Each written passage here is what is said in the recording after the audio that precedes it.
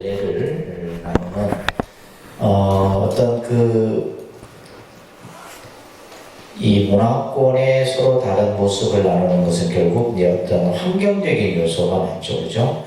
그래서 이제 이 티베트 고원과 히말라야 산맥이라고 하는 지리적 또 지형적 이런 것으로 인해서 서로 다른 문화권들이 형성이 되게 됩니다.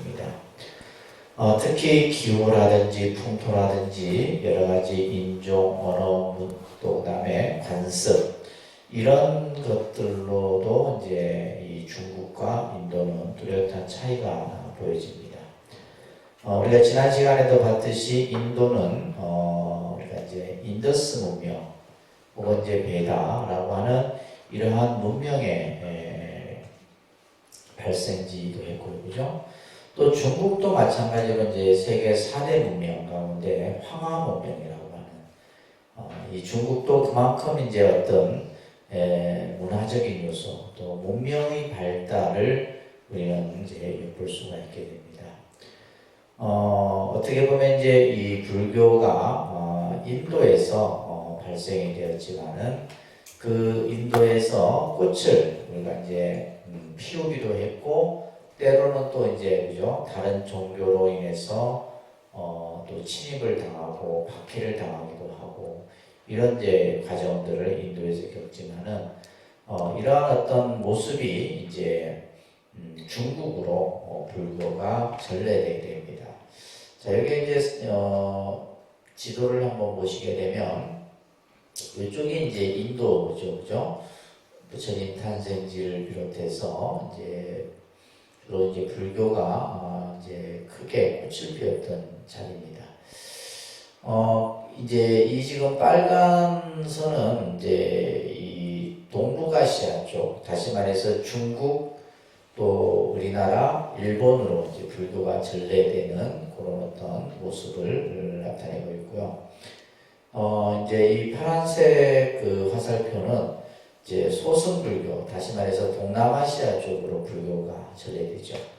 그래서 밑에 보면 이제 실론이라고 하는 스리랑카를 얘기합니다. 그죠? 스리랑카에 처음 이제 불교가 전해지게 되고, 그 다음에 말레이시아, 미얀마 등등 베트남, 시암 이런 쪽으로 이제 불교가 동남아시아 불교권으로 이제 그래서 이쪽을 우리가 이제 소승불교다라고 얘기를 하는 거죠, 그죠? 그 다음에 이제 이 간다라를 중심으로 해서 이제 크게는 보면 육로를 통해서 불교가 전해지기도 하고 해상로를 통해서 불교가 전해지기도 합니다. 자 그래서 그것을 이제 우리가 동서 교역로라고 하는 다시 말해서 유럽과 이 아시아 문화권이 연결되는 그래서 우리가 이제 흔히 이제 실크로드라고 하죠, 그죠? 이 비단길이라고 하는 이 실크로드, 그러니까 로마로부터 이제 출발을 합니다. 로마로부터 출발을 해서 이러한 이제 중국을 거치고 다시 이제 인도를 거쳐서 중국 장안에 이르는 이러한 이제 실크로드 교역로를 통해서 단순히 어떤 이제 장사하는 사람들이 물건만 무역을 했던 것이 아니라 이런 교역로는 결국 뭐요? 종교나 사상이나 이런 것들이 이제 전해지게 되죠, 그죠? 또 한편으로는 이렇게 해상도를 통해서 이제 바닷길을 그죠? 바다를 통해서 이런 식으로 이제 중국의 불교가 전래되는 모습을 우리가 볼 수가 있습니다. 그래서 교재에서도 이제 이 동서 교역로를 통해서 이제 서로 다른 문화권이 이제 연결이 되게 되는 거죠. 그러면서 불교는 중국으로 전파되는 과정을 보게 되면 서북 인도로부터 해서 중앙아시아를 거쳐 다시 말해서 이제 파키스탄 이쪽이죠, 그죠? 이 파키스탄이나 또는 아프가니스탄을 중심으로 해서 아까 이제 우리가 봤던 간다라 지역을 말하는 거예요. 그래서 실크로드를 통해서 이제 중국의 불교가 전해지게 되고 또 이제 남부 해로를 통해서 수마트라섬 이제 말레이시아죠, 그죠? 말레이 반도를 위해서 남부 해로를 통해 갖고 베트남을 경유해서 그죠? 베트남을 경유해서 중국에 이제 불교가 전해지는. 그래서 크게는 이제 육로와 해로를 거쳐서 중국에 불교가 전해졌다라고 보시면 됩니다. 그런데 이제 이 중국 불교사를 우리가 보면서 이 중국의 불교가 이제 불교를 받아들이는 여러 가지 설들이 있는데 그 중에서 이제 가장 대표적인 설이 이제 후한명제가 이제 감몽구법설이라고 하는 144쪽 보시면 이 황제가 꿈을 꾸는데 금옷을 입은 아주 금인을 꿈에서 보게 돼요. 그래서 이제 이 금인이 바로 부처님인 줄 알고 이제 사신을 인도로 보내서 이제 불경이나 또 이렇게 불상을 모셔오게 되죠. 이게 이제 바로 그때 이제 처음 가지고 왔던 경전이 42장경이라는 경전이고, 이 경전을 비롯해서 많은 이제 불상들을 흰 백마에다가 이제 싣고 왔다 그래요. 그래서 이때 당시 이제 가선마등이라는 스님과 축법단이라고 하는 스님이 이제 중국에 같이 이제 들어갔다. 그래서 이 스님들을 머물게 했던 절이 이제 백마사예요. 백마사. 그래서 백마사는 이제 중국의 최초의 절이다라고 이제 우리가 일반적으로 알고 있죠, 그죠? 그래서 이 후한명제의 감몽구법설을 비롯해서 또 이제 노자화호경이라고 하는 내용이 있는데, 이제 이것은 당시 왕구라고 하는 사람이 지은 책인데, 다시 말해서 이제 노자가, 그죠? 노자가 이제 다시 말해서 부처가 되었다. 이제 이런 어떤 설들이 여러 가지 이제 설들이 전해지는데, 그러니까 일반적으로 이제 후한명제의 감몽구법설을 가장 이제 널리 보고 있습니다. 자, 그 다음에 밑에 보시게 되면 이러한 초기 이제 중국 불교가 이제 나타나는 특색의 모습 중에 하나가 격의 불교라고 하는 부분이에요. 격의 불교. 이 격의 불교라는 말은 뭐냐면, 기존에 이제 우리가 불교의 반야 공사상을 노자의 이 무의 사상과 그것을 연결시켜서 이제 이 무의 사상적인 측면에서 반야공을 이해하려고 하는 이런 이제 모습들이 중국 불교에서 나타나요. 그러니까 다시 말해서 불교의 공사상과 노자의 무의 사상이. 그래서 이제 우리가 보면 이제 경전들이 보면 공이라는 개념을 전부 이제 없을 문자로, 우리가 이제 반야신경 같은 경우도 전부 없을 문자로 번역이 되잖아요. 그래서 이제 우리가 이제 이 무라는 글자가 한자 문화권에서 특히 당시 중국에서는 이 노장 사상과 더불어서 아주 중요한 철학적 개념이 바로 이 무라는 글자였어요. 그래서 이제 이 공과 무를 이제 같은 맥락에서 이해하려고 했던 것이 이제 격의 불교입니다. 여러분들이 이제 이 중국 불교하면 결국 이제 스님들에 의해서 이 경전이 번역이 됩니다. 그래서 이 경전이 번역된다라고 하는 것은 그 나라의 언어로 부처님의 말씀이 만들어진다라고 하는 것은 굉장히 중요한 부분이에요. 그래서 한역 불전들이 이제 만들어지게 되는데, 첫 번째 이제 안세고라고 하는 인물, 이 안세고는 이제 안식국, 다시 말해서 저 이제 인도의 이제 나라의 태자였었어요. 그래서 이제 출가를 해서 이제 오랜 약 한 20년에 걸쳐서 이제 경전을 번역하는 일에 있었다. 그 다음에 이제 지루가참이라고 하는 이 지루가참도 이제 월지국 출생으로서 이 스님이 이제 번역했던 대표적인 경전이 이제 도행반야경이라는 거. 그러니까 반야경 중에서도 이제 최초의 형태가 이제 도행반야경인데 바로 이 지루가참에 의해서 번역이 됐다라고 보시면 됩니다. 자, 우리가 이제 이 중국 불교사는 결국 중국의 역사와 함께합니다, 그죠? 그래서 여러분들이 중국 역사 연표를 잠깐 좀 보실 필요가 있는데, 중국이라는 나라가 이제 이 왕조가 이렇게 이제 상부터 해서 이제 주나라에서 이제 우리가 서주, 동주, 춘추 전국 시대 춘추 전국 시대는 이제 우리가 이제 뭐 중국 그 뭐 드라마라든지 역사 드라마라든지 이런 걸 보게 되면 이제 늘 막 그냥 막 서로 싸우고 전쟁이 일어나고 했던 이 시대가 이제 춘추 전국 시대예요, 그죠? 그러다가 이제 진나라가 이제 통일을 하죠. 진시 황제, 그죠? 진나라가 통일을 하고 그리고 나서 한나라가 들었어요. 지금 우리는 한때부터 이제 좀 보게 되는데 이 한나라도 보면 전한과 후한으로 이렇게 나눠져 있게 돼요. 그리고 나서 이제 한나라 이후에 삼국시대, 삼국시대는 또 우리가 또 이제 유비, 관우, 그죠? 삼국지라고 하는 이제 그러한 중국의 역사 소설이 많은 영향을 끼치는데 이 삼국하면 위초고라고 하는 이제 세 시대입니다. 그리고 나서 다시 또 이제 위진 남북조 시대로 또 갈라져요.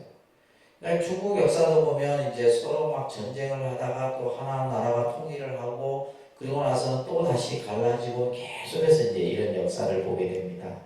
그리고 나서 위진 남북조 시대가 지나고 나면은 수나라가 오죠. 수나라.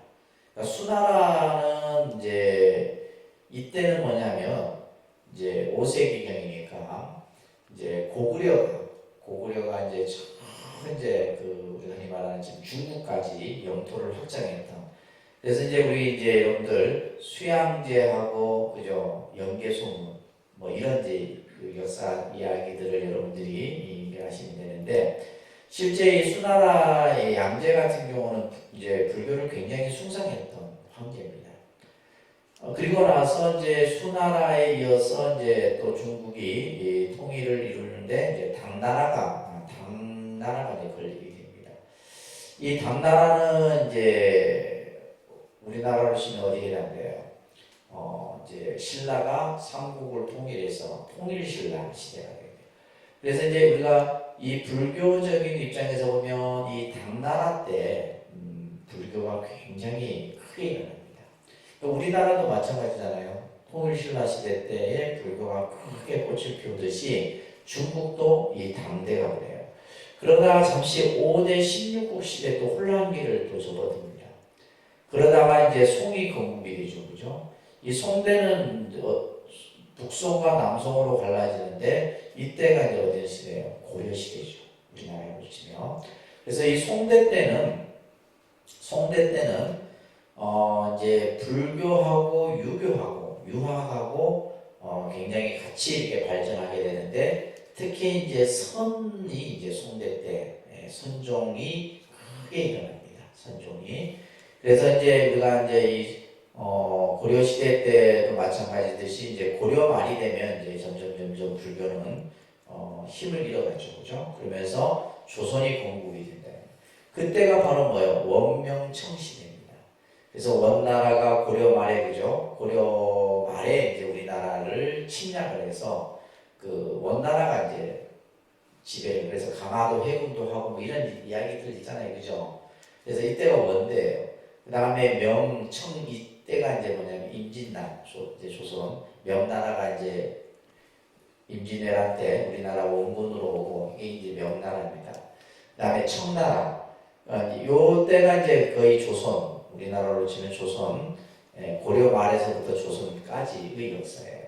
근데 이제 이런 역사들을 보면 거의 흐름이 우리하고 비슷해요. 중국의 역사들이 보면. 그리고 이제 중화인민 그죠? 공화국이 1912년에 이제 중화민국으로 됐다가 1949년에 이제 중화인민공화국이라고 하는 이제 지금의 중국의 모습을 갖추게 되는데, 자, 이런 것들을 여러분들이 이해를 하시면서 한번 보도록 하겠습니다. 자, 이제 먼저 위진남북조 시대의 중국의 모습이에요. 지금 이제 후한부터 시작해서 아까 위초부는 삼국시대라고 그랬어요, 그죠? 그 다음에 서진과 동진으로 갈라지는데 서진은 5, 16국 시대. 특히 이 부귀시대 때가 이제 불교 문화가 굉장히 크게 일어납니다. 부귀시대 때. 그래서 동진은 이제 송제, 양진으로 이렇게 이제 그러니까 이 왕조들이 크게 오래 못 버텨요. 계속 이렇게 이제 막 변합니다. 변하는데 이 시대를 우리가 이제 남북조 시대라 얘기하는 거예요. 남북조 시대. 그다음에 이제 이 시대를 516국 시대라고, 그리고 나서 이제 아까 얘기했듯이 수나라로 통일이 되고 또 다시 이제 당나라가 건립이 되게 되는데, 자, 여러분들 교재 보시면 한대 때의 시대 상황을 잠깐, 이 한대 때는 앞에서 우리 봤듯이 이제 이 전한 후한 시대를 말하는 거예요. 이때는 이제 유교가 국가의 중심이 되고 특히 이제 노자를 비롯한 도가 사상이 이제 중심을 이루어요. 도가 사상. 그러면서 이제 이 부처님을 마치 이제 황제로 지칭을 하게 되고 또는 노자에 비유하는 이런 모습들이 이제 이 한나라 때는 이제 보여집니다. 그리고 나서 146쪽에 보려면 이제 위진 시대를 맞이하게 되는데 이제 위초고 시대를 말하는 거예요. 그래서 다시 말해서 삼국 시대에 해당되게 되는데 이때 이제 보면 많은 역경성들이 이제 중국으로 들어옵니다. 담마가라라든지 그죠? 지겸이라든지 강승해라든지 이런 이제 그 서역의 스님들이 이제 중국에 와서 경전을 번역하게 되고 특히 이때 이제 범패가 출현하게 됐다. 그래서 이제 이때 당시 이제 중국의 범패 시조가 조식이라고 하는 인물인데 이때 이제 우리 스님들이 지금 현재 연불조로 하는 범패가 만들어졌다고 얘기를 합니다. 그리고 서진시대 때 불교를 보게 되면 이때는 장자에 대한 연구가 굉장히 일어나요. 서진시대 때는. 그래서 많은 사람들이 이제 장자에 대한 연구를 하고 공부를 하게 되죠. 그죠? 그러면서 이제 148쪽 넘겨보시면 우리가 알아야 될 것은 이제 중국 불교사 하면 주로 이제 역경과 관련된 이런 이제 내용들을 우리가 많이 정리를 하는데 축법포라고 하는 이제 인물이 나오죠, 그죠? 이 축법포는 이제 여러 경전들을 약 154부 309권의 경전을 번역합니다. 아주 많은 경전을 우리가 예를 들면 경전 하나를 번역한다는 것은 엄청난 시간과 또 어떤 재정적인 것이 뒤따라져야 돼요. 그런데 이제 이러한 많은 경전들을 번역하는데 주로 이제 당시에 황제들이 후원을 한다거나 이런 어떤 영향으로 이제 경전들이 번역이 되게 돼요. 특히 이제 축법포 스님이 번역한 대표적인 경전이 정법화경이라는 경전이에요. 정법화경 10권으로 되어 있죠, 그죠? 그래서 나중에 이제 이 정법화경이 법화경 어떤 연구를 하는 데 있어서 중요한 자료가 되게 됩니다. 특히 이제 이 법화경 가운데 이제 우리가 독송하는 관세음보살 보문품이죠, 그죠?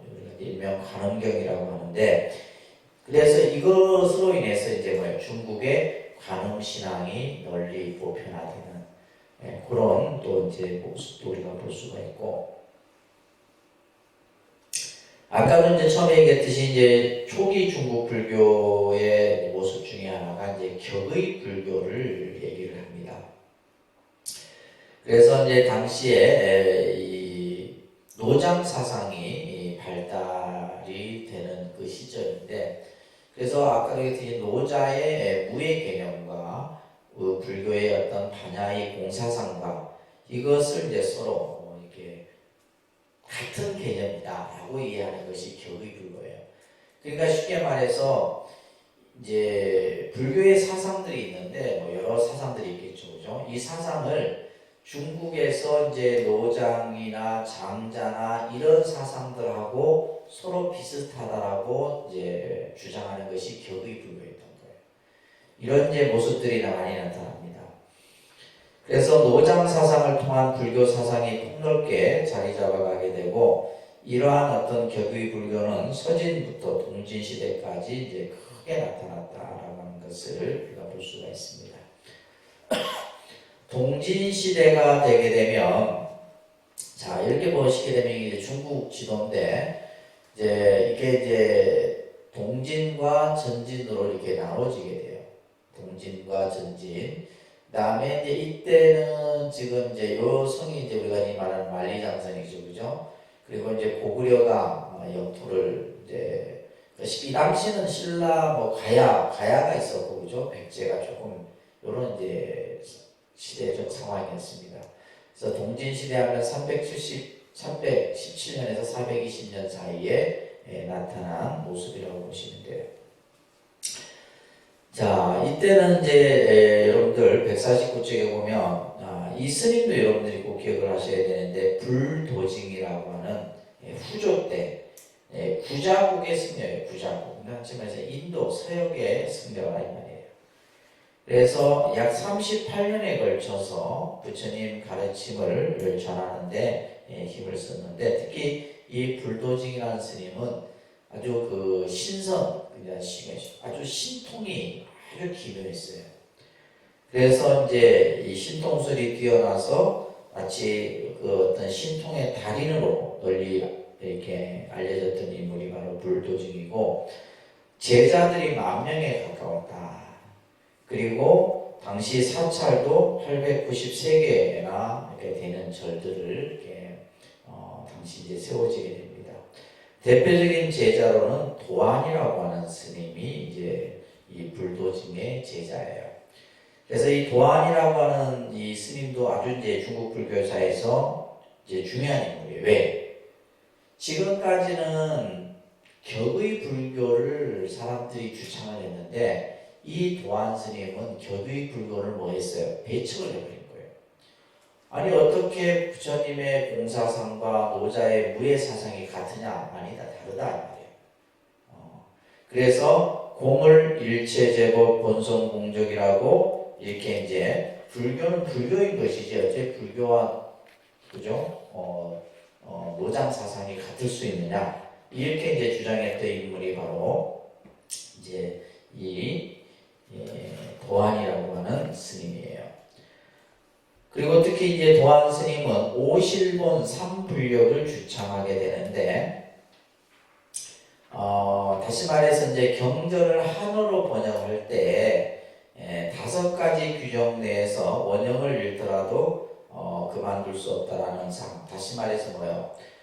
우리가 이제 경전을 왜냐면 인도 말로 된 산스크리트어는 그 나라의 문화 속에서 만들어진 언어잖아요, 그죠?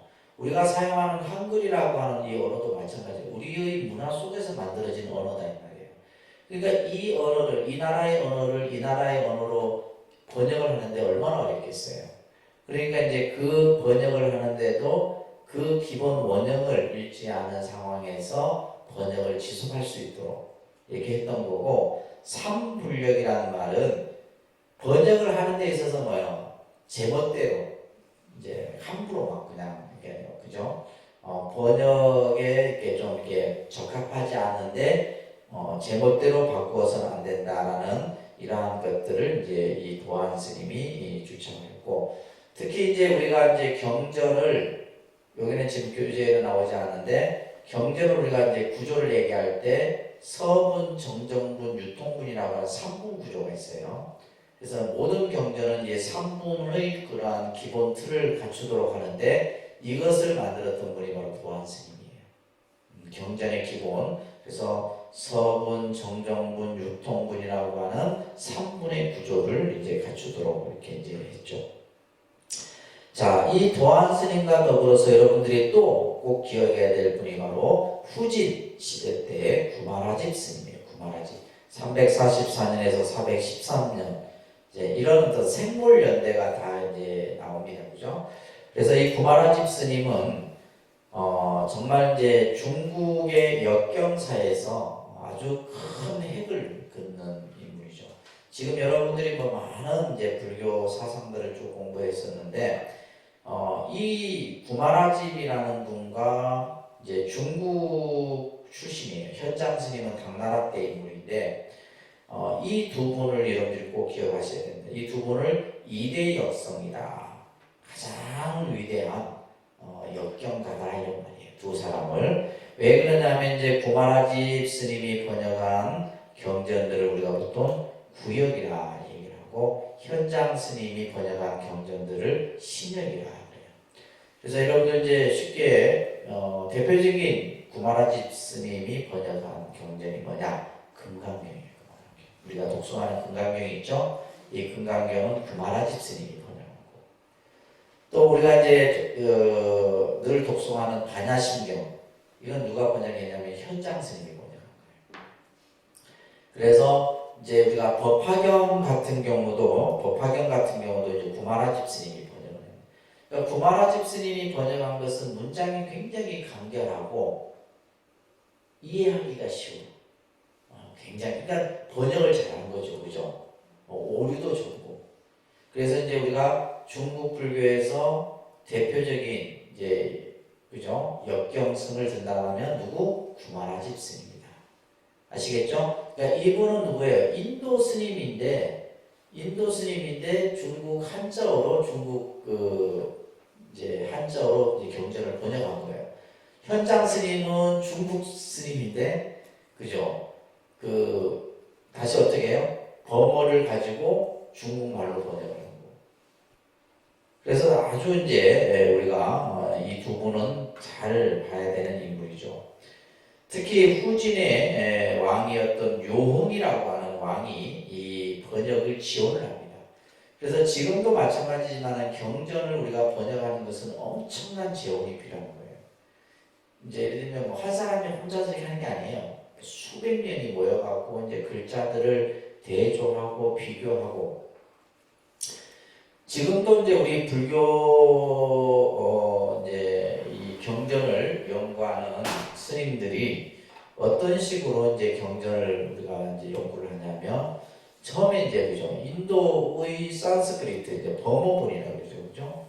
범어본하고 그다음에 한역본을 뭐 해요? 서로 이 두 본을 뭐 하냐면 대조를 하는 거예요. 그러니까 이게 이제 최초 자료잖아요, 그죠? 최초 자료고 이것을 이제 이렇게 번역한 거니까 이 두 개를 비교하다 보면 뭐야? 맞고 틀리고 문장이 막 이렇게 안 맞는 경우도 있어요. 그런 걸 찾아내는 거예요. 그런 걸 찾아내고, 이 범어에서는 용어를 이렇게 사용했는데 이 용어가 한자어로는 이렇게 번역이 되고, 이런 이제 학문을 하는 분야가 또 따로 있어요. 그래서 이제 주로 이제 어떤 경전에 대한 문구, 이제 이것을 이제 비교 대조하고 잘못된 부분을 찾아내고, 그리고 나서 우리는 이것을 다시 또 어떻게 해요? 한문으로 된 걸 다시 뭘로 해요? 한글로 또 번역을 해서요. 그러니까 번역이 몇 번 이루어져요? 3번 이루어지는 거예요. 3번 이루어지는 거예요. 그래서 굉장히 어려운 일입니다. 이 경전을 번역한다는 것은. 그러니까 우리가 예를 들면 이제 이 성경이 왜 세계적으로 이렇게 성경이 이제 읽혀졌냐면, 이게 뭐예요? 세계인들이 쓰는 공통어인 영어로 성경이 번역이 됐기 때문에. 그러니까 누구나 다 읽을 수 있는 거예요. 그런데 이제 우리가 예를 들면 부처님 경전은 범어로, 한역으로, 또 그러고 나서 이제 나중에 다시 또 영어로, 뭐 이런 식으로 또 일어로 번역이 되고, 번역 과정을 여러 번 겪게 되는 겁니다. 자, 그래서 후진 시대 때 당시 왕이었던 요홍이 지원을 하는데, 이 구마라 집 스님을 국사로 예우를 했다고 해요. 그리고 이 스님이 머물 수 있도록 장안대사라고 하는 절을 하사를 하고, 이 구마라 집 스님이 번역한 경전이 70부 384부에 어마어마한 양입니다. 그래서 우리가 이제 우리가 늘 가까이서 접하는 대부분의 경전들은 주로 뭐요? 구마라 집 스님 번역본이 많아요. 그래서 반야경, 법화경, 유마경, 아미타경, 수능엄경, 이런 대승 경전을 비롯해서 그죠? 우리가 중론, 십이문론, 백론, 이거는 이제 나중에 우리가 공부하겠지만은 삼론이라고 해요. 삼론, 아주 대표적인 논서인데, 이러한 삼론, 대지도론, 비바사론, 성실론, 이런 많은 경론들을 이 구마라 집 스님이 이제 번역을 하게 되고, 특히 이 대승의 논부라고 일컬어지는 아까 중론, 십이문론, 백론, 이 삼론에 대한 연구를 바탕으로 해서 중국의 삼론전이 만들어져요. 나중에 삼론종에 대한 얘기를 할 건데, 이 삼론종과 성실종 등의 종파가 만들어지는 근거가 바로 이 구마라 집스님께서 이러한 이제 역경을 통해서 만들어진 거예요. 이 구마라 집스님의 이제 많은 제자들이 있지만은 그 중에 승조라고 하는 인물이 또 유명한 인물이에요. 이 승조라는 스님은 지으신 저서가 조론이라고 하는 저서인데, 이 조론이 되게 좀 어렵습니다. 저희가 이제 스님들은 이 조론을 꼭 이제 공부를 하는데, 이 조론에 보게 되면 당시의 노장 사상이라든지 장자의 어떤 이런 개념들, 이걸 가지고 이제 이 승조 스님이 낱낱이 불교가 위에 있다라는 것을 설명하는 책이 바로 이 조론이에요. 그래서 당시 이제 예를 들면 노장의 무예 사상이든 장자의 사상이든 이런 어떤 사상들보다 부처님의 가르침이 더 위에 있다라고 주장하는 저서가 바로 이 조론이라는 책이에요. 그래서 이제 승조 스님이라는, 그 다음에 이제 또 우리가 해원이라고 하는 스님도 여러분들 동진시대 때 인물이에요. 대표적인. 그래서 여산이라고 하는 산에 오랫동안 머물러서 여산해원이라고 이렇게 일컬어지는데, 당시 이제 대승대의장이라고 하는 저서를 져요. 대승대의장. 이 책은 뭐냐면 구마라 집스님과 여산해원이 이제 불교에 대해서 서로 묻고 답하고 하는. 그러니까 옛날엔 스님들이 그렇게 공부를 한 거예요. 그래서 뭔가 어떤 불교에 대한 주제가 있으면 그것을 다른 스님에게 묻고 답을 하고 이러면서, 그죠? 그렇게 해서 만들어진 책이 대승대의장이에요. 이 대승대의장도 이제 스님들이 공부를 합니다. 이 책을 가지고 공부를 하기도 해요.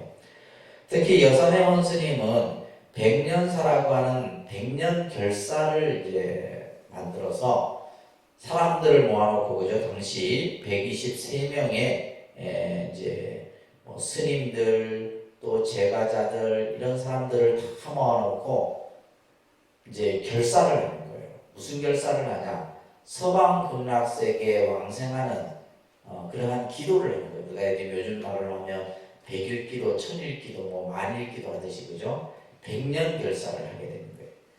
그렇게 해서 이제 이 여산해원 스님은 이제 당시 중국의 이제 정토종, 우리가 이제 아미타 신앙은 정토 신앙이잖아요.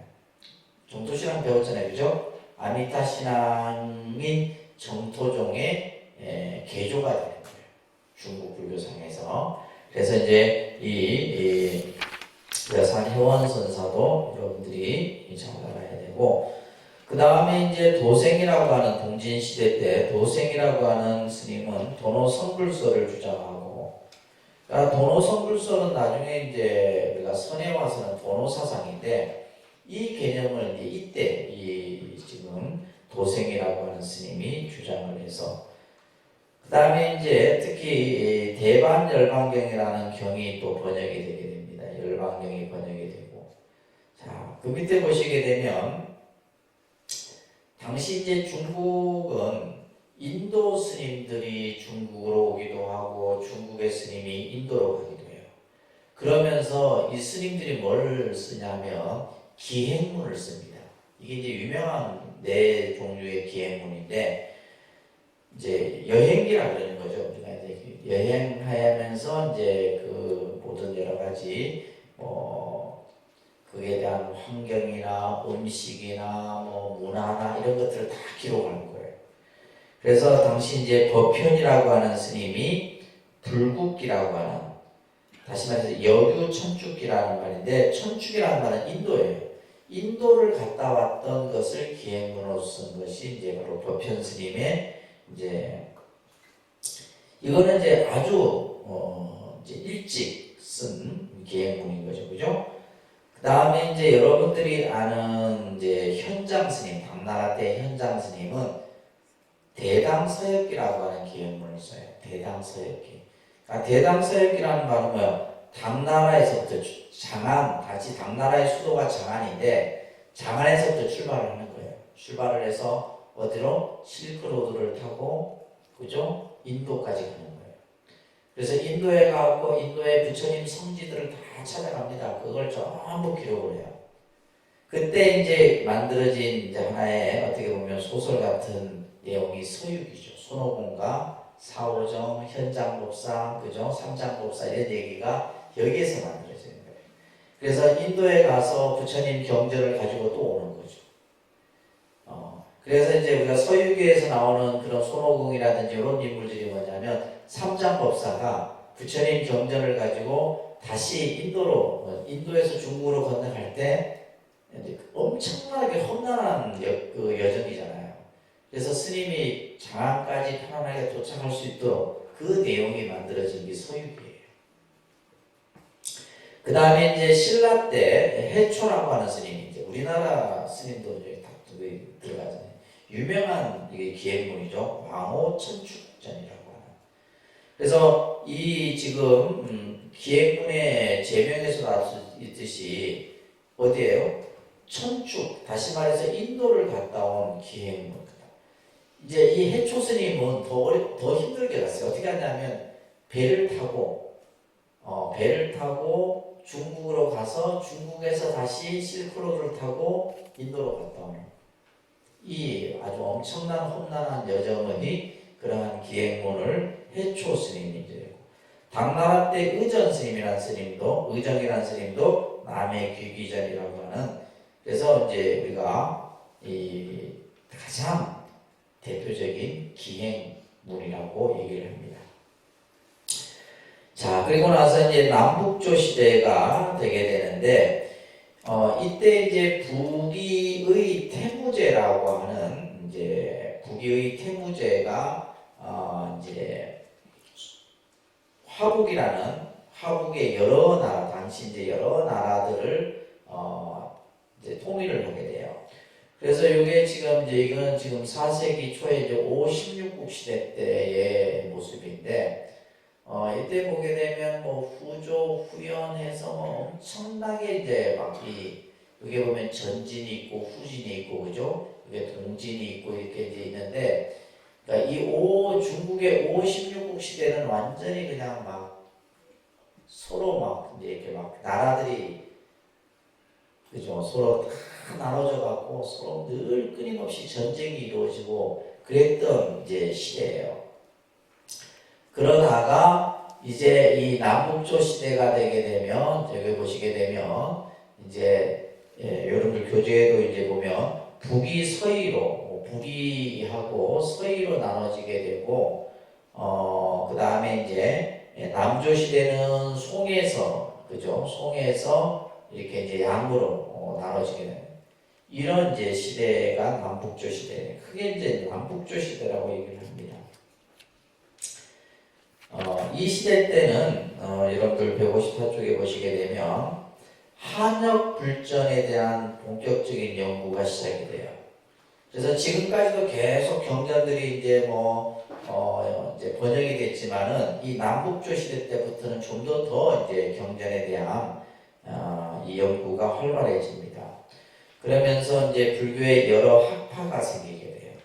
이제 불교를 연구하는 스님들에 의해서 학파가 나타나게 되고, 그러면서 격의 불교를 배척하고 불교 본래의 해석으로 돌아가려고 하는 의해 불교가 최전성기를 이루게 돼요. 다시 말해서 이제 불교의 교설, 부처님의 가르침을 독자적으로 확립하는 그러한 이제 시대를 맞이하게 돼요.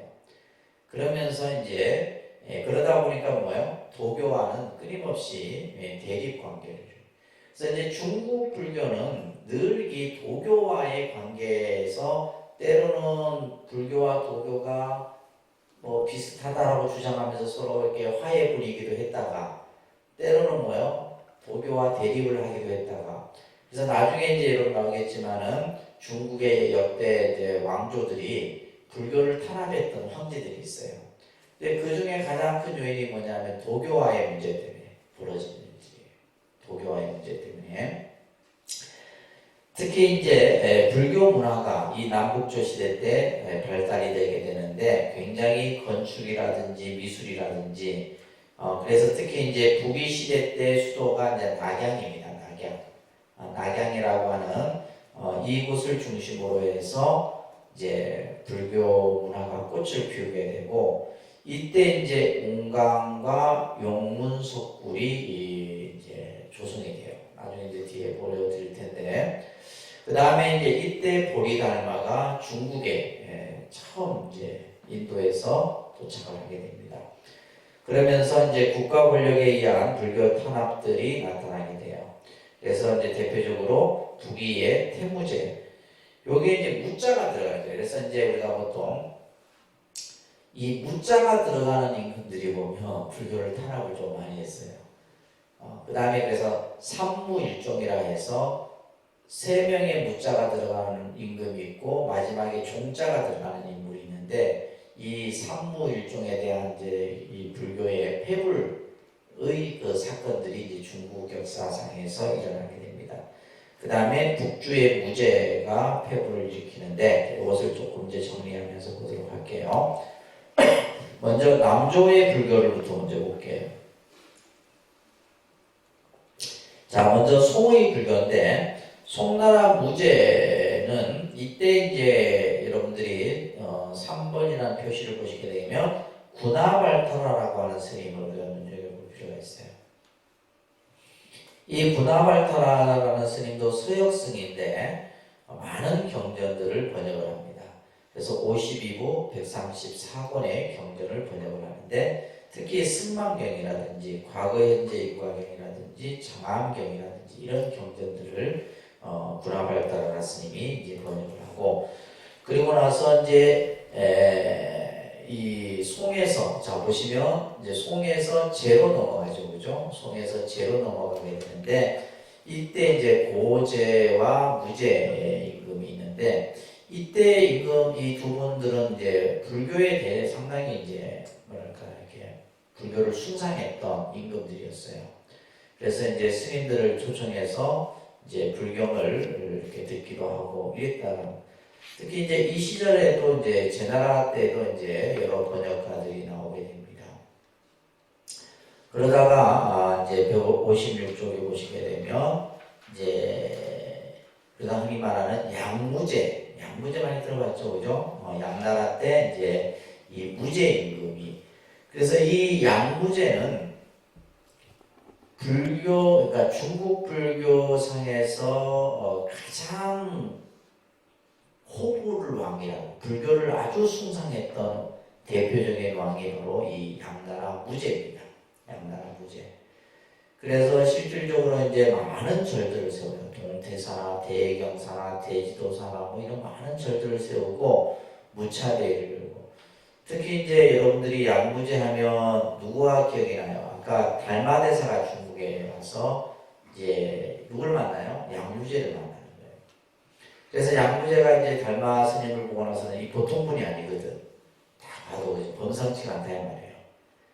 일단 생긴 것도 외모상도 뭐예요? 인도의 승려에다가 그 생긴 모습도 범상치가 않아요.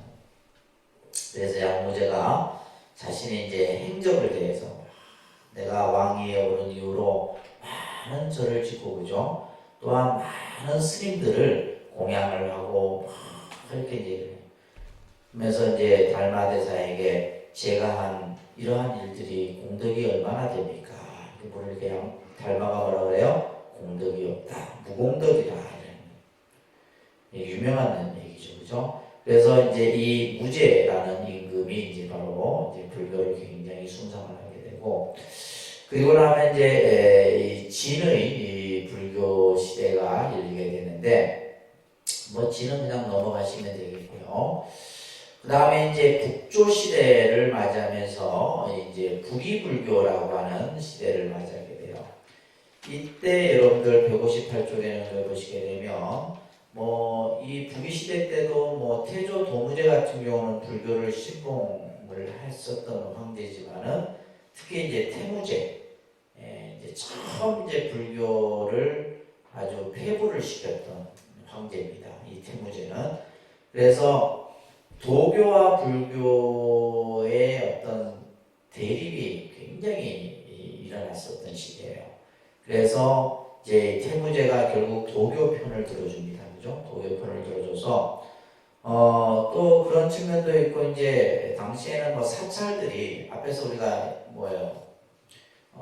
양무제, 그죠? 양무제 이 황제가 이제 막 절을 짓고 스님들을 막 그냥 출가를 시키고 하다 보니까 뭐 불교가 너무 커져버린 거예요. 그러다 보니까 이제 국가 재정이 문제가 생기는 거예요. 그래서 이제 사찰들을 전부 다 이제 사찰의 재산, 토지나 이런 것들을 전부 다 압수를 하고 뭐 이런 이제 피해들이 나타나요. 또 한편으로는 이제 우리 불교 안에서의 어떤 그 부패라든지 타락의 모습들이 보이면서 결국 폐불의 어떤 원인을 제공하게 됩니다. 그러다가 이제 문성제가 이제 왕위에 오른 이후에 이 문성제가 바로 이제 이 운강석굴을 조성하게 돼요. 이 운강석굴이 우리가 이제 중국 여행 가면 이 운강석굴이라든지 용문석굴 이런 석굴들을 보게 돼요. 이거 엄청나게 큽니다. 거의 뭐 산 하나를 깎아서 이러한 이제 불상들을 조성하게 돼요. 이게 이제 부귀 시대 때 만들어진 거예요. 근데 이게 이제 거의 파괴되지 않고 그대로 지금도 이제 많은 뭐 세계 각국의 많은 사람들이 운강석굴을 이런 그래서 이제 이렇게 이 그 돌 안에다 이렇게 이제 다 이 안에 뭐가 있냐면 불상들이 다 조성돼 있어요. 엄청납니다. 그래서 이때 이 문성제에 의해서 바로 운강대석굴을 이제 만들고 효문제, 이 효문제라는 임금도 이제 불교를 굉장히 숭상하는데 이제 이 효문제가 만든 석굴이 바로 용문석굴이에요. 용문석굴이라고 하는 이 석굴에 이 석굴도 보면 아주 섬세하면서도 뭐 온갖 불보살들이 이 조성이 되어 있어요. 그래서 실제 이제 이 우리가 보면 관광객들이 가면 이 바다에서 배에서 이제 이 용문 대석굴을 참배하고 그럽니다. 그래서 이 산 전체가 하나에 뭐예요? 전부 구멍난 데가 있죠. 여기 다 불상들이 조성이 되어 있는 거예요. 이게 이제 엄청납니다. 그래서 이때 이제 이 운강 대석굴과 용문 대석굴이 이제 만들어지게 돼요. 그러다가 이제 북주 시대가 되게 되면 북주 시대 때 무제, 아까 이제 북위의 태무제하고 그죠? 이 북주의 무제 임금에 의해서 또 폐불이 일어나게 되는데 이 무제 임금은 아주 유학을 숭상을 했고 특히 이제 불교가 너무 방대해져 버리니까 당시 3만 개의 사원과 200만의 승려들을 싹 정리를 합니다. 이런 것들이 이제 폐불 사건이라고 해요. 그래서 이제 절을 싹 없애버리거나 스님들을 전부 환속시키거나 이러한 일들을 하게 돼요. 그리고 이제 이때도 마찬가지로 이제 도교와 불교 간의 대립이 있었고 그러면서 이제 당시 이제 이런 소문이 있었어요. 검은 사람이 다음에 왕이 되어야 된다. 이런 예언들이 이제 막 퍼졌던 거예요. 그러니까 그 당시에는 뭐냐면 스님들이 검은 옷을 입었는 거예요. 검은색. 그래서 우리가 보면 중국 스님들 중에는 지금도 보면 검은 옷을 입는 스님들이 있어요. 그래서 이제 지금의 이런 회색이 아니라 이제 그 당시에는 이제 검은색이었는데 이런 이제 그 소문이 나다 보니까 뭐예요? 이제 스님들 옷을 전부 뭘로 바꾼 거예요? 황색으로 바꾼 거예요. 지금 이제 대만 스님들이 입는 그런 옷으로 바꾼 거예요. 그래서 이제 중국 스님들이 주로 입는 옷들이 보면 지금은 황색 승복이죠. 이런 이제 이야기들이 이제 중국 불교사에서 나옵니다. 그러면서 이 지금 시대에도 이제 많은 역경 사업들이 이루어진다는 거 정리하시면서 161쪽으로 넘어가 보시면 자 수나라가 이제 통일을 합니다. 그죠? 수나라가 통일을 해서 이제 이때 이제 이 수나라 이제 첫 번째 황제인 고조 문제가 천안 통일의 대업을 이루게 됩니다. 161쪽에 보시게 되면 그러면서 이제 많은 곳에 사리탑을 건립을 하고 또 그러면서 이제 불교의 여러 이제 큰 스님들을 모셔다가 불교의 가르침들을 널리 펴기도 합니다. 그러면서 이제 이때에 162쪽에 보시게 되면 바로 이제 천태종. 당시 이 수대 때 여러분들이 꼭 기억해야 될 인물이 바로 천태지자대사예요. 천태지자대사. 우리가 이제 천태지라고도 얘기를 하는데 이 천태지자에 의해서 이제 만들어진 종파가 바로 천태종이에요. 천태종. 그래서 MT 여러분들 보시게 되면 우리가 이제 앞전에 법화 사상을 공부할 때 이걸 잠깐 언급했었어요. 그죠? 그래서 천태 3대 불화에서 법화 현의, 법화 문구, 마하지관 이게 이제 천태 법화 사상에서 가장 중요한 경서입니다.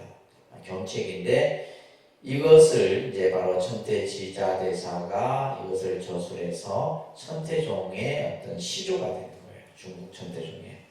그 다음에 이제 천태지대사는 이제 천태지관 하면 마하지관을 얘기합니다. 보통 우리가 지관하면 부처님께서 선정수행법으로 이제 수행했던 이제 수행법이 바로 이 지관 수행이에요. 그죠? 사마타 수행과 위파사나 수행인데 이것을 천태지자대사는 마하지관이라고 하는 여기 이제 마하지관이라는 책도 이제 저서도 만들었지만은 이제 관법 수행을 통해서 깨달음을 나아가는 이런 것들을 이제 이 천태종에서는 얘기를 합니다. 자, 그래서 이 수대 때 이제 천태종이 이제 천태지자대사에 의해서 만들어지게 되고 164쪽에 보시게 되면 삼론종이라고 하는 종파가 또 만들어지게 돼요. 이 삼론종은 길장이라고 하는 스님에 의해서 이제 크게 일어나게 되는데 이제 구마라집을 비롯해서 도생, 담제, 승남 이렇게 이제 쭉 이어지는데 특히 이제 길장 스님이 쓴 중요한 저술을 보게 되면 여기에서 이제 삼론에 대한 그죠? 삼론현이라든지 중간론소라든지 이런 여러 가지 저서들을 이제 저술을 하게 됩니다. 앞에서도 얘기했듯이 삼론종은 우리가 삼론이라 했을 때 이걸 얘기해요. 중론, 12문론, 백론. 그래서 이제 이 중론과 12문론은 용수보살이 지은 논서고 백론은 제바라고 하는 스님이 지은 논서예요. 그래서 중국의 이제 이 삼론종이 이제 이 삼론을 중심으로 해서 만들어진 종파고 아까 이제 수나라 때 천태지자대사에 의해서 천태사상 그죠? 마하지간이라든지 법화현이라든지 이런 어떤 저서를 통해서 이제 만들어진 종파가 천태종이에요. 그래서 지금 수대 때는 천태종과 삼론종이라고 하는 그 다음에 이제 165쪽에 보면 삼계교라고 하는 이러한 이제 종파 보법정이라고 하는데 이런 종파들이 이제 만들어지게 돼요. 그러니까 삼계교는 크게 오래 가지를 못합니다. 못하고 이제 이 천태종과 삼론종이 이제 나타나게 되고 그리고 이제 당대가 되게 되면 자, 보시게 되면 이제 이 수나라 수대가 되면 이제 지금 중국 우리가 지도를 보는데 전체 이제 중국을 다 통일을 한 거죠. 수나라가 그죠? 6세기 말에 이제 수나라가 중국을 통일을 하게 되고 그리고 이제 고구려가 이제 이 영토를 차지하는데 이 수나라하고 이제 고구려하고는 그죠? 이제 전쟁을 많이 합니다. 많이 하고 특히 이제 이 수양제가 이제 그 크게 우리나라 고구려로부터 대파를 당하죠, 그죠? 이런 역사적인 이야기들도 여러분들이 이해를 하시면 될 것 같아요. 그 다음에 수나라에 의해서 만들어진 이제 왕조가 당나라입니다. 당나라인데, 자, 당을 한번 보시면 이제 이 당나라가 이제 영토를 차지하고 있는 거예요.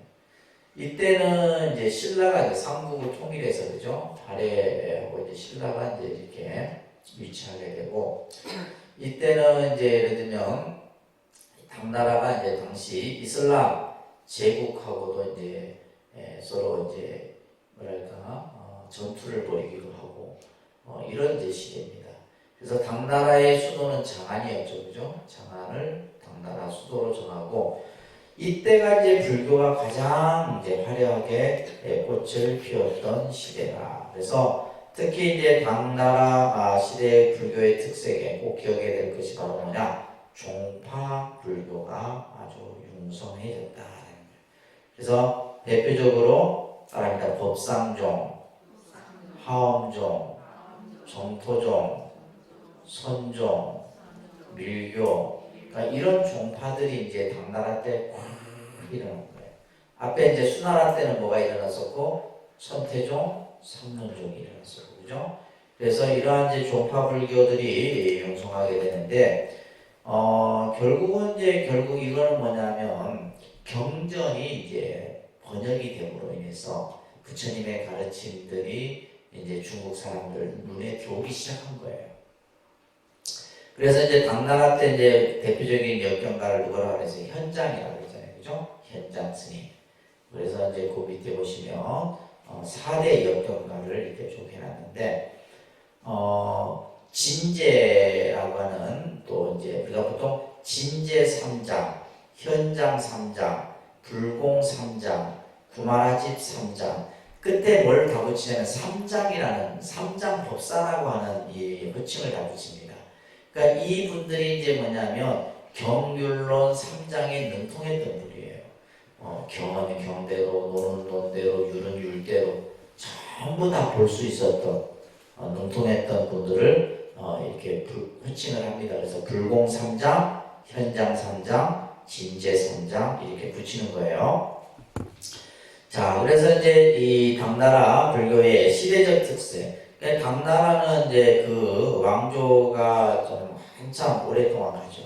그래서 이제 우리가 보통 초당, 중당, 망당 이렇게 해서 이제 뭐 당나라 초기, 당나라 중기, 당나라 후기 이렇게 나누어지는데, 이때도 이제 이 당나라 때 무종이라는 임금이 폐부를 하게 돼요. 이 무종이라는 임금, 이 폐불이 우리가 이제 중국 역사상 가장 아주 뭐랄까 그 피해가 심했던 폐불 중에 하나가 이 폐불입니다. 당나라 무종 때 있었던, 이것을 회창 시대 때 일어난 폐불이라 해서 회창 폐불이라고 해요. 그래서 이제 우리가 이제 중국 불교사 시험을 볼 때 이 내용이 항상 문제에 나오는 내용이에요. 회창 폐불인데, 발생 동기를 보시게 되면 이제 도교의 불교 배격을 위한 칭호였어요. 다시 말해서 도교가 불교를 이제 몰아내기 위해서 모략을 꾸민 거죠. 그래서 이제 왕이 그 모략에 넘어간 거예요. 그래서 이제 불교를 이렇게 이제 탄압하는 구실을 만들었던 거고, 또 하나는 이제 경제적인 문제가 발생돼요. 그러니까 이제 우리가 앞에서 이제 지금 중국 역사를, 중국 불교사를 쭉 보지만은 왕들이 그죠? 불교를 숭상할 때는 막 사원을 짓고 스님들을 출가하고 막 이래요. 그러니까 이제 지금도 마찬가지지만은 이 중국 불교도 뭐예요? 세금을 내지 않았던 거예요. 뭐 예를 들면 사찰에 세금을 이렇게 부과하고 그러죠. 그러니까 스님들도 마찬가지고. 그러니까 그러다 보니까 이제 국가 재정이 이제 어려워지는 거예요. 이제 이런 요소들도 있고, 또 세 번째가 이제 불교 내부의 부패와 타락이라고 하는 이 세 가지 요소가 결국 이제 중국 그 역사상 폐불의 어떤 동기가 되는 가장 큰 첫 번째가 뭐다? 불교와 도교의 대립이에요. 이것이 가장 크고, 그 다음에 경제적인 문제, 또 내부의 문제, 이렇게 이제 우리가 정리할 수가 있어요. 그러면 당시 어느 정도 피해가 심했냐 하면, 폐사된 절이 뭐예요? 4,600개. 4,600개 절을 전부. 이거는 지금 중국 역사서에 그대로 다 남아있는 기록들입니다. 당시 이제 이 당무종이 4,600개의 절을 없애고, 그죠? 환속된 승려만 해도 26만 명이에요. 그러니까 26만 명의 스님들을 전부 다 뭐예요?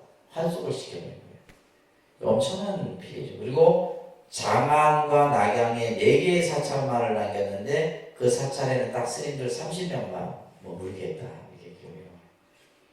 그리고 이제 수천만, 이게 지금 당시에 이제 이게 우리가 예를 들면 우리나라로 치면 뭐 그죠? 우리가 면적을 할 때 평이라는데 경리인데 어마어마한 토지를 몰수를 하게 돼요. 우리도 그런 역사가 있습니다. 근현대사에. 그래서 이제 우리나라 사찰도 보면 토지를 많이 가지고 있었어요. 그 토지들이 예를 들면 이제 뭐 한국 불교사에 예를 들면 뭐 신라 시대 때부터 고려 시대 때부터 조선 시대 때부터 이제 왕들이 하사한 토지도 있었고 또 불교 자체에서 이제 스님들이 만든 토지도 있었고 그래서 지금의 이제 뭐 여러분들이 사찰에 보면 그 임야라든지 산림이라든지 이런 것들이 전부 사찰 소유잖아요. 뿐만이 아니라 이제 그 서울 같은 경우는 지금도 오늘 아마 결판이 날 건데 지금 뉴스에 오르내리는 한전부지 그 강남의 가장 높은 단계에 있는 그 땅값만 몇천억이거든요. 그게 원래는 봉은사 땅이었다는 거예요. 실제 이제 봉은사 땅이었어요. 그러니까 그 당시 이제 그 자유당 정권, 박정희 정권 때 이제 농지개혁법을 단행을 합니다. 농지개혁법이 뭐냐면 사찰에서 직접 농사를 짓지 않는 땅들은 싼 값에 싹 국가가 그냥 몰수를 한 거예요. 근데 그 당시 이제 이게 뭐가 문제가 되냐면 주지가 도장을 찍은 게 아니라 정권하고 정부하고 총무원이 이제 계약을 한 거예요. 강압에 의해서. 그것도 예를 들면 지금으로 치면 몇천 원이에요. 몇천 원에 계약을 해갖고 국가가 그냥 그 땅을 그냥 가져버린 거죠. 그래갖고 그걸 한전부지로 하고 한전부지를 누가 샀어요? 현대가 산 거예요. 현대가 그에다 뭐 백몇 층씩 건물을 지으려고 하는데 지금 조계종에서 소송을 건 거죠.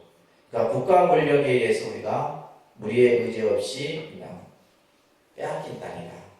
그래서 만약에 그게 승소가 되면 이제 몇 천억이 이제 생기는 거예요. 오늘 결론은 안 해. 내가 아마 났을 거예요.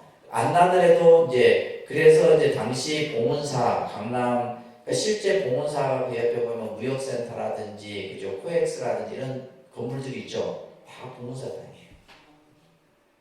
그러니까 강남에는 봉은사 땅을 밟지 않고는 지나갈 수 없을 정도로. 근데 그 땅들을 이제 전부 다 간제한 거죠. 그래갖고 이제 그 옛날 사진을 발견했어. 옛날 사진. 옛날 사진이 뭐냐면 봉은사 일주문이 있는데 지금의 일주문이 아니라 저 한참에 있는 거예요. 그래서 이제 그런 어떤 이제 그 역사적인 자료나 이런 것을 가지고 그러니까 이제 우리나라도 보면 뭐 봉은사뿐만이 아니에요. 저 강북에 가면 개운사라고 하는 절이 있는데 그 개운사가 땅이 어마어마했었거든요. 지금의 이제 그 개운사 보면 안암동에 보면 뭐가 있냐면 고려대학교가 있어요. 고대 땅들이 다 개운사 땅이었어요. 그 이제 지금의 고대병원이 있잖아요. 그 대학교 바로 뒤쪽에 보면 고대병원이 있는데 그 고대병원 부지도 개운사 땅이었다. 이제 다 뺏긴 거지. 이제 그런 어떤 모습들이에요. 실제로. 그래서 이 당시에 이제 당나라 무종 회창패불이라고 합니다. 아주 중국 역사상 가장 아주 피해가 심했던 패불 사건이라고 보시면 돼요. 아시겠죠? 그러면서 이제 그렇지만은 이 당나라 때는 여러 이제 종파가 형성이 되게 돼요. 첫 번째 법상종이 이제 만들어집니다. 그래서 법상종은 어떤 종파냐 하면 유식 사상을 중심으로 해서 만들어진 종파예요. 그래서 여기에 이제 대표적인 인물이 바로 현장 스님이 들어가 있는데 이제 해심일견이라든지 육아사지론, 유식30송 많이 들어봤죠, 그죠? 우리가 유식사상 공부할 때 이걸 여러분들이 들어보셨을 거예요. 그래서 이 유식사상을 중심으로 해서 이러한 법상종이 만들어지게 되고 그 다음에 이제 여러분들 168쪽에 보시면 화엄종이 또 만들어져요. 화엄종. 화엄종은 이제 화엄사상을 중심으로 해서 만들어진 종파가 화엄종이에요. 여기에는 이제 그 대표적인 많은 이제 정말 뭐 두순 지엄이라든지 특히 여러분들 법장 스님을 꼭 기억하셔야 돼요. 이 법장 스님이 이제 화엄 교판을 만듭니다. 나중에 이제 이 중국 불교에서 이제 교상판석이라고 하는 이제 개념이 나오는데 여기서는 지금 언급은 하지 않고 있습니다. 여러분들 교재에서는 이 교상판석이 뭐냐면 부처님의 49년 설법을 딱 이렇게 이제 시기별로 나누는 거예요. 사상별로 나누고. 근데 이제 이 화엄의 이 법장 스님은 화엄경이 최고의 경전이다. 그래서 화엄을 가장 위에 두고 이제 교상 판석을 하게 돼요. 여기에 보면 이제 우리나라 스님도 있죠. 의상 스님. 의상 스님도 이제 화엄의 대가죠. 그죠? 자, 이렇게 해서 이제 화엄종이 만들어집니다. 그래서 이제 여러분들이 화엄 사상할 때 다 배웠던 이제 기본적인 내용들이에요. 자, 쭉 넘겨서 170쪽에 보시게 되면 바로 이제 교상 판석 5교 10종으로 이제 이 교상 판석을 합니다. 누가 한다고요? 법장 스님이 이제 합니다. 법장 스님이 하는데 소순교 따라합니다. 소순교, 대승시교, 대승종교, 대승동교, 원교 이렇게 이제 5가지로 이제 부처님의 가르침을 구분을 하는 거예요. 그래서 소순교는 이제 아함부 경전을 중심으로 이제 얘기를 하는 거고, 그죠? 대승시교는 시교라는 말은 뭐냐면 대승에 처음 들어가는 가르침이에요. 그래서 이제 대표적으로 중간 반야경을 비롯해서 중간 유식 이런 경전들을 이제 말하는 거예요. 그 다음에 대승종교, 대승종교는 대승 중에서도 이제 근본이 되는 가르침이다 이런 얘기예요. 근본이 되는 가르침인데 열애장이나 그죠? 예를 들면 이제 우리가 흔히 말하는 열애장 사상, 불성 사상 이런 이제 사상들이 이제 대승 종교. 그 다음에 대승 동교는 뭐예요? 돈교라는 말은 지름길로 바로 간다 이 말이에요. 부처님의 가르침이 그냥 방편설로서 이렇게 선하는 게 아니라 바로 그냥 한 걸음에 바로 그냥 깨달음에 들어가는 가르침. 무슨 경전이에요? 유마경이나 원각경 같은 경전이에요. 원각경 같은 경전도 이제 동교에 해당됩니다. 그리고 마지막에 이제 원교. 그래서 일승원교, 대방광불, 화엄경 이렇게 얘기도 해요. 일승원교라 그래요. 그래서 이 원교에 바로 화엄의 사상을 둔 겁니다. 아까 이제 수나라 때 천태제의선사도 교상 판석을 해요. 이 천태제의선사는 그러니까 법화경을 최고에 높은 개념으로 두는 거예요. 그러니까 이제 이 중국 불교에 보면 이런 이제 이 교종의 어떤 이런 여러 가지 부류들이 형성이 되는 거예요. 171쪽에 보면 정토종이 또 이제 세워지죠, 그죠? 정토종은 이제 우리가 말하는 아미타 부처님을 중심으로 한 신앙이에요. 그래서 이제 담난이라든지 선도라든지 이런 스님에 의해서 우리가 예를 들면 이제 정토 삼부경이라 해서 그죠? 무량수경, 아미타경, 과무량수경 이 정토 사상할 때 배웠어요, 그죠? 이런 이제 종파들이 형성이 되게 되고, 그 다음에 이제 중국 불교에서 이제 당나라 때 선종이 이제 이 꽃을 피우기 시작하는 거예요. 선종이 이제 조금씩 꽃을 피우기 시작하는데, 자, 이것을 여러분들이 이해하기 전에, 자, 그러니까 여러분들은 사실 뭐 세세한 부분, 지금 우리가 지금 2000년 이상의 역사를 2시간 만에 더 어떻게 하겠어? 기본 큰 틀만 여러분들이 이해를 하시면 되는데, 이제 이 중국 당대가 되게 되면, 이제 불교가 말 그대로 이제 꽃을 피웠다. 그리고 송대가 되게 되면 그 꽃을 피웠던 것이 만개가 되는 이런 이제 시대라고 보시면 돼요. 특히 이제 송대 때는 지금 이제 교종이라는 말은 부처님의 교학을 중심으로 해서 만들어진 종파들이에요. 그래서 아까 우리 봤듯이 천태종, 삼론종, 그죠? 화엄종, 법상종 이런 종파들. 그리고 이 교종과 또 하나의 맥을 이루는 것이 바로 뭐예요? 선종이에요. 무슨 종? 그래서 우리가 이제 부처님의 가르침을 크게 선과 교로 이렇게 구분하는 거예요. 이 두 가지를 같이 해야 되는 겁니다. 선교를. 그래서 이제 주로 이 교종을 후원했던 사람이 누구냐면 왕권 세력이에요. 중앙 집권 세력이라고 해요. 중앙 집권 세력은 대표적인 인물이 누구예요? 황제죠. 왕이 이제 예를 들면 이제 화엄종을 일으키고 또 법상종을 일으키고 이렇게 해요. 그래서 이 중앙 집권 세력인 왕이 이 교종을 후원을 해서 이 교종이 이제 크게 일어납니다. 그러다 보니까 이제 주로 이제 이 교종을 중심으로 하는 사찰들은 주로 어디에 위치할까요? 그죠? 당시 수도였던 장안이나 낙양 이런 이제 대도시에 위치를 하게 됩니다. 이런 사찰들이 그래서 황제에 의해서 이런 사찰들이 세워지고 거기에서 이제 이런 뭐 법장 스님이나 뭐 예를 들면 이런 스님들을 모셔다가 경전을 강설하고 뭐 이런 일들을 계속 하는 거예요. 그런데 중요한 것은 뭐냐? 이런 중앙 집권 세력인 왕조에 의해서 이런 후원을 받던 이런 교종들이 왕권이라는 건 어떻게 해요? 바뀌잖아요. 그러다 보니까 늘 뭔가 이렇게 안정되어 있지를 못하는 거예요. 그래서 나중에 이제 당 말이 되게 되면 이 교종이 싹 이렇게 이게 이제 힘을 잃어버리게 돼요.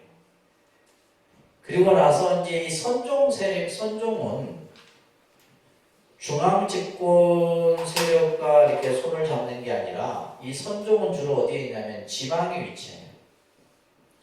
지방의 특히 어디에 위치해요? 산중, 그죠? 산을 중심으로 해서 선종 사찰들이 세워집니다. 그러니까 이제 지방에 있다 보니까 지방에 이제 주로 이제 이 선종의 이제 스님들도 그렇고 이제 사찰도 그렇고 지방에 이제 우리가 말하는 도지사나 관찰사나 이런 사람들하고 가까워요. 그래서 선사들이 주로 이제 이런 어떤 지방의 관료들하고 이제 친분을 쌓는 겁니다. 그러니까 이제 이 선종 사찰은 뭐예요? 어떤 그 피해가 있겠어요, 없겠어요? 피해가 별로 없는 거예요. 그러니까 선종 사찰들은 계속 일어나요. 이게 이제 이거는 우리나라의 역사하고 똑같아요. 우리도 보면 고려 말에 무신 정권이 있었잖아요. 무신 정권. 그러니까 우리나라도 보면 문신과 무신이 늘 싸우잖아요. 근데 이제 고려 말이 되게 되면 이제 늘 문신들한테 이렇게 막 그냥 이렇게 굴욕을 당하고 했던 무신들이 이제 일어납니다. 근데 이 무신들이 누구랑 손잡냐면 선종, 이제 선사들하고 손을 잡아요. 그래서 고려 말에 이제 교종은 싹 없어지고 선종만 남게 돼요. 우리나라랑 똑같아요, 모습이. 이 중국도. 그래서 이제 이러한 그래서 우리가 이런 걸 봤을 때, 사찰이, 그죠? 어떤 사찰은 도시에 있었고, 어떤 사찰은 산중에 있었다. 예를 들면 절이 뭐 산중에 있고, 뭐 도시에 있고 정해져 있는 게 아니라 이런 상황에 따라서 만들어진 거예요. 그래서 우리나라도 마찬가지. 아까 얘기했던 강남의 봉은사 같은 경우는 교종, 선교, 양종 사찰이에요. 그러니까 뭐냐면 한양, 도성 한가운데 딱 들어서 있는 거예요. 그런데 또 이제 예를 들면 저 경기도 양주에는 봉선사 같은 경우는 그저런데 또 이제 지방 외곽에도 위치하고 있고 이렇게 달라지는 겁니다. 자, 그런 것들을 바탕으로 해서 여러분들 선종이 이제 나타나는 모습을 보면 당 중기 이후, 그죠? 불교의 모든 종파가 쇠퇴했을 때 이게 핵심이에요. 그러니까 교종이 점점 이렇게 힘을 잃어갈 때 뭐가 일어나요? 선종이 쫙 일어나는 거예요. 그것은 어떤 영향이다? 이런 어떤 결국 뭐예요? 쉽게 말해서 정권의 영향에 따라서 나타나는 모습이에요. 당시. 그래서 보면 이제 달마가 우리가 이제 아까 당나라 때 이제 달마가 이제 처음 들어오죠, 그죠? 양무제를 만납니다, 그죠? 그래서 중국에 들어와서 이제 해가, 승창, 도신, 홍인, 이 홍인과 해능 시대가 되면 당대가 돼요. 당대. 그래서 해능 스님 시대가 되면 이제 이때부터 뭐예요? 선종이 조금씩 이제 힘을 가지게 되는 겁니다. 그리고 나서 이제 이 신수가 있죠, 신수 스님 있죠? 이 신수 스님은 3대의 황제의 스승이었어요. 당시 중국 역사에서. 그래서 이 해능과 신수가 또 갈라져. 해능과 신수가 이제 또 갈라지는데 이것을 우리가 흔히 이제 북종선, 남종선 이렇게 구분해요. 그러니까 북종선, 남종선 다 써있네, 그죠? 그래서 밑에 보시면 신수는 북종선인데 이 신수는 아까 뭐 누구의 스승이었다고요? 3대 황제의 스승이었어요. 그러니까 결국 뭐냐면 정치하고 가까워요.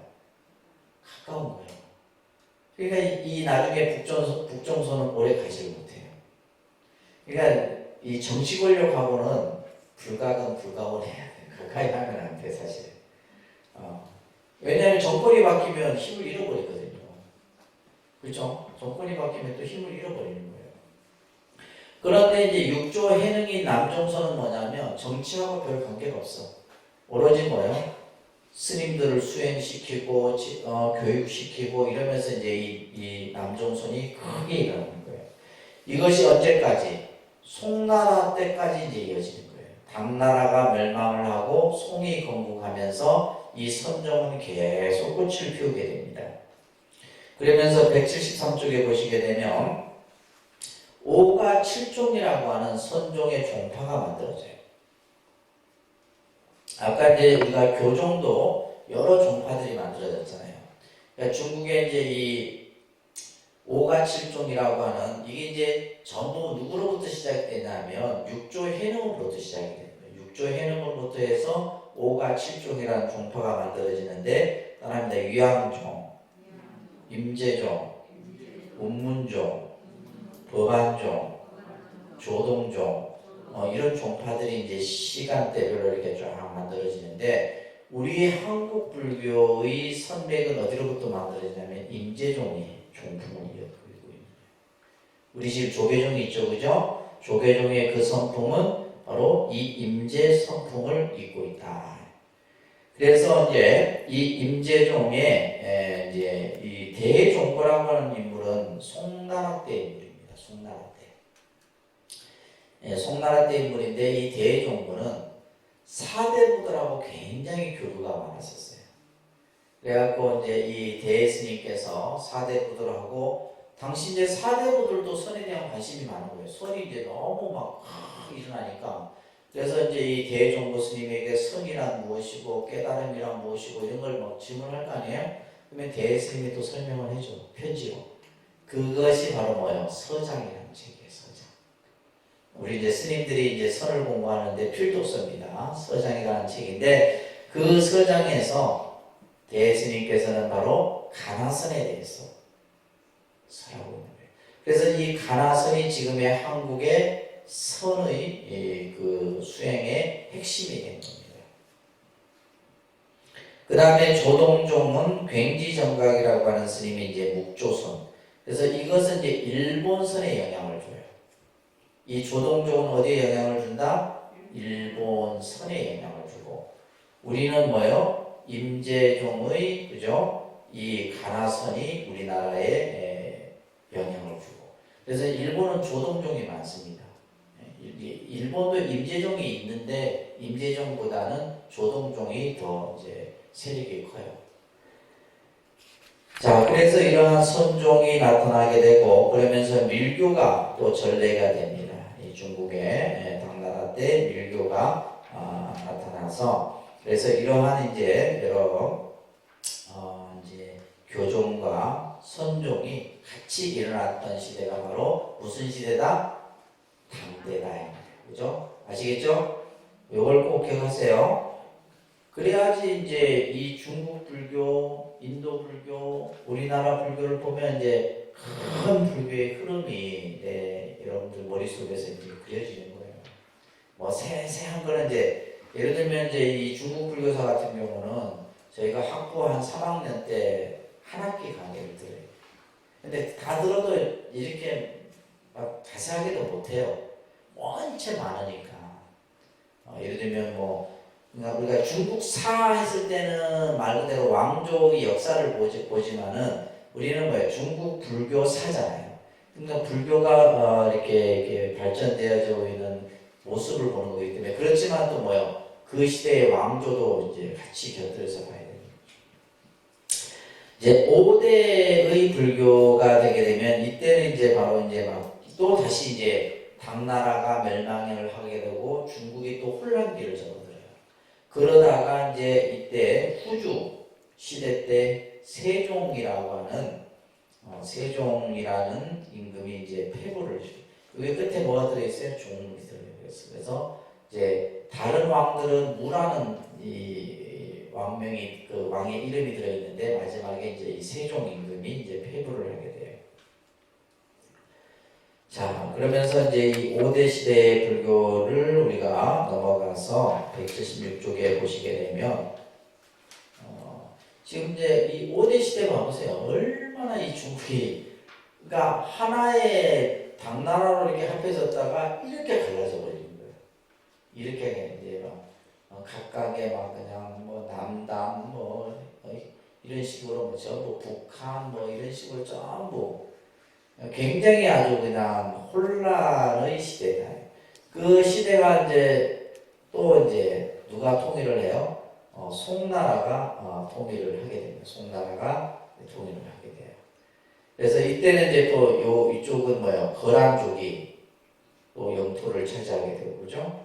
또 이제 이때 이 토고는 티베트라는데, 티베트도 이제 영토가 굉장히 큽니다. 이때는 지금 송나라는 우리나라로 치면 어디가 돼요? 어디가 돼요? 고려가 이제 건국이 되게 되는 거죠.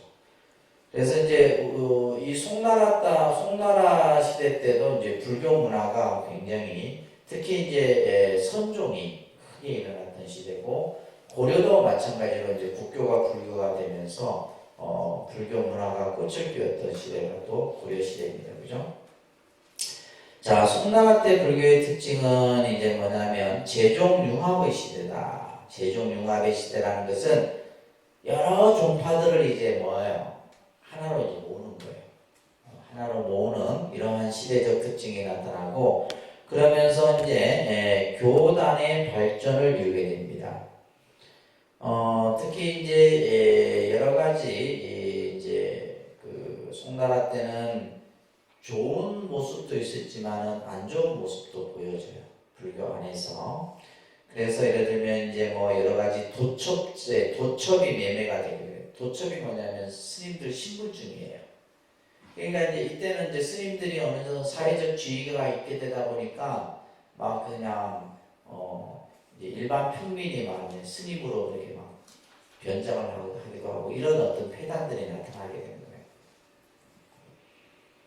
그러면서 당시 2대 임금이었던 태종 임금은 이제 역경 사업을 이제 벌이죠, 그죠? 경전을 번역하는 사업을 통하고 또 경전을 보급하고 그러면서 이때 이제 불교 사서가 이제 저술이 됩니다. 사서는 뭐예요? 역사서예요, 역사서. 그래서 송고승전은 말 그대로 송나라 때 고승들에 대한 이제 전기들을 이제 쭉 저술을 하게 되고 대송승사략이다. 그러니까 저희가 이제 불교 공부할 때 이 역사서가 중요하거든요. 예를 들면 어느 시대 때 어느 스님의 인물을 가지고 이제 우리가 그거를 조사를 해야 되잖아요. 그럼 이 책들을 봐야 돼요. 송나라 때의 어떤 스님의 뭐 이렇게 그 살아온 어떤 생물연대라든지 또 어디에서 출가를 하고 어디에서 가르침을 받고 이런 것들이 어디에 다 있어요? 이 송고승전에 다 있어요. 대송승사략이라고 하는 이 저서를 저희가 이제 논문을 쓸 때는 늘 가까이서 봤던 책들이에요. 그 다음에 이제 송나라 태조는 불교 부흥 정책을 펼치면서 당시 이제 폐불, 아까 이제 우리가 그 세종임금이죠. 후주 때 세종임금이 폐불을 했잖아요. 이 폐불을 이제 금지시키고 그 다음에 이제 당시 8,000명을 출가를 시키는 이런 일들을 벌이게 됩니다. 그리고 이제 기억해야 될 것이 바로 이제 대장경을 인쇄를 하게 됩니다. 그래서 이때를 이제 북송 촉판 대장경이다라고 불려지는 대장경이 이제 12년에 걸쳐서 완성이 되게 되고, 그 다음에 이제 스님임을 증명하는 도척제를 실시를 하게 됩니다. 그래서 이제 이 도척제가 처음 실시된 것은 당나라 현종 때인데, 이 송나라 때 다시 이제 이 태조에 의해서 송태조에 의해서 도척제가 시작. 그러고 나서 이제 또 이제 휘종 때 배불 사건이 또 일어나요. 근데 계속 뭐 어떤 왕조는 불교를 숭상했다가 또 어떤 왕조는 불교를 그냥 배척하고 이런 역사들이 계속 일어납니다. 그러다가 이제 요금원, 그러니까 우리가 이제 요나라는 거란족을 얘기하고 그죠? 이 거란족, 그다음에 금나라는 여진족인데 이때도 이제 그 불교가 뭐 크게 이제 일어나지는 않습니다. 이때는 이제 우리나라로 치면 이제 조선 시대에 일어나는 얘기죠, 그죠? 그러다가 원나라가 이제 좀 세력을 크게 떨치게 되는데 이 원나라는 바로 이제 몽고죠. 몽고 징기스칸의 후예들입니다, 그죠? 그래서 이 원나라는 여러분들 원나라 하면 뭐예요? 그죠? 우리 고려시대 때 몽고족이 우리나라를 침략을 합니다, 그죠? 그래서 이제 막 우리나라 왕이 강화도로 위배를 하고 그죠?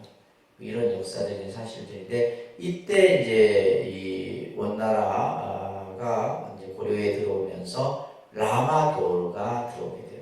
그래서 이제 우리나라 고려 때 이 라마교가 이렇게 들어오게 되는 영향이 바로 이거예요. 그래서 몽골은 라마교를 전례를 해서 특히 이제 티베트 불교의 영향을 많이 받게 됩니다. 그리고 이제 명청의 시대가 되게 되면 특히 이제 이 명나라 태조였던 주원장, 이 주원장이라는 이름을 많이 들어보셨을 거예요, 여러분들, 그죠? 명나라 역사에 이제 이 주원장은 원래 스님이었어요. 스님이었는데 이제 왕위에 오르고 나서는 불교를 굉장히 숭상했던 아주 이제 명나라의 대표적인 그러한 황제죠, 그죠? 이때 이제 감산 덕천선사 이런 분들이 이제 불교계의 여러 가지 역할들을 하게 되죠. 그 당시 이제 여러 가지 스님들이 출가하는 것을 20세 이상이 이제 승려가 되는 것은 금해지고 또 3년마다 또 시험을 쳐서 합격해야 되고 이러면서 이제 스님들의 어떤 출가에 대한 지하를 엄격히 다뤘던 이런 시대가 이제 명나라고, 이제 청나라 때는 이제 이 당시 청나라를 건립한 태조였던 누르하치라는 황제는 이제 이 그 몽고 때 라마교를 더 이제 숭상을 하게 되고, 그러면서 이제 이때는 이제 선종이 이제 성행을 하는데 선동 원어선사라든지 이런 여러 선사들이 일어납니다. 그리고 속장경, 우속장경이라고 하는 이제 경전들이 편찬이 되게 되고, 예를 들면 이제 이 거사불교라는 말이 나오는데 실제 이제 우리가 이 중국 불교를 보면 이제 우리나라도 마찬가지예요. 실제 불교의 어떤 중심은 뭐 스님들은 뭐 스님이지만은 실제 뭐요? 거사들, 남자들이 불교의 중심이었던 거죠. 모든 불교의 중심이었는데 우리나라 같은 경우는 이제 2조 500년, 조선 2조 500년을 거치면서 이제 불교가 어떻게 되버린 거예요? 이제 완전히 뭐요? 이 여성 중심의 지금의 이제 한국 불교와 같은 이런 모습으로 바뀌어진 거죠. 자, 이런 어떤 것들을 우리가 바탕으로 해서 이제 전체적인 중국 불교 10대 사건을 한번 좀 정리를 하면서 마무리를 할게요. 불교가 중국에 전래된 것은 후한 시대 때, 그죠? 후한 명제에 이제 불교가 전래되는데, 그 전래되는 그 과정은 뭐예요?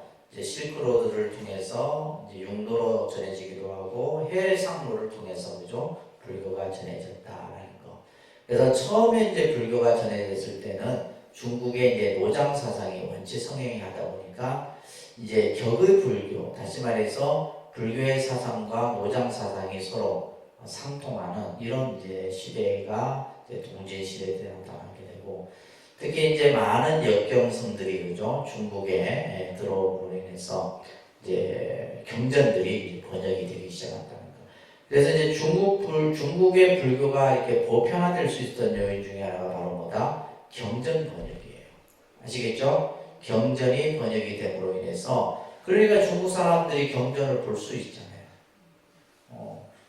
그게 예를 들면 역경이 이루어지지 않았다면 아마 중국에는 불교가 이렇게 우리가 지금 이렇게 보는 것처럼 발전되지 못했을 겁니다. 그러면서 이제 북위 시대 때는 이제 때로는 이제 불교 문화가 발전되기도 했지만은 이제 북주의 폐불 사건이 이루어지긴 하고, 그죠? 그 다음에 남북조 시대 때 이제 보리달마가 중국에 들어옴으로써 이게 이제 선종이 이제 인도의 선이 중국의 선으로 바뀌어지는 과정이 바로 그 인물이 바로 보리달마예요. 그래서 보리달마가 중국에 왔다라고 하는 이 역사적 사실은 중요한 부분인 겁니다. 그리고 당나라 때 현장 스님에 의해서 경전이 새롭게 또 번역이 되게 되죠, 그죠? 그리고 이제 우리가 앞에서 봤듯이 교종이 성행하고, 교종과 더불어서 뭐다? 선종도 새롭게 부흥했던 시대가 바로 당대가 되게 됩니다. 송나라 때는 여러 가지 이제 문화의 어떤 발전을 이루게 되는데, 특히 이제 인쇄술이 발달이 됨으로 인해서 대장경. 그래서 이제 우리가 이 송대 때에 이제 중국에서 만들어진 대장경이 있죠, 그죠? 우리나라도 대장경이 만들어졌죠. 언제 만들어졌어요? 몽고가 우리나라를 침입했을 때, 그죠? 바로 우리나라가 그 몽고 침입을 막기 위해서 만들어진 대장경이 바로 지금 해인사에 있는 8만 대장경이에요. 고려대장경이라고 합니다. 고려대장경. 네, 이런 대장경들이 이제 전부 이제 이런 것들이 보면 이제 나라의 분난을 이제 극복하고, 그죠? 흐트러진 민심을 모으기 위해서 이런 대장경들이 이제 편찬이 되게 돼요. 그러면서 이제 송원명청 시대를 거치면서 이제 선종이 아주 가나선 수행이 활발해지는 이런 것들에 대한 얘기. 그러면서 이제 이 중국이 실제 지금은 이제 중화인민공화국이라 해서 중간에 어떤 그 근대화 과정을 거치면 문화혁명 시대를, 문화혁명이라고 하는 그 이제 역사적 사건이 이제 중국에서 일어나죠, 그죠? 그래서 문화혁명이라는 것은 기존에 이제 모든 문화적인 것을 다 없애버립니다. 그 중에 뭐도 들어가요? 불교도 들어가요. 그러면서 이제 그때 이 사람들이 이제 피해서 갔던 데가 어디예요? 대만이에요, 지금의. 그래서 이제 중국의 대만을 자기 나라로 계속 주장을 하는 거죠. 대만을 복속시키려고 하고. 그 다음에 이제 또 뭐예요? 이제 홍콩이 이제 영국 식민 지배에 있다가 이제 반환이 됐지만, 그죠? 또 하나가 이제 뭐냐면 티벳이죠. 티벳은 이제 중국에 이제 점령을 하고 있으니까. 이제 그러다 보니까 이제 지금은 중국이 자국의 불교는 엄청 숭상을 해요. 이게 문화적으로.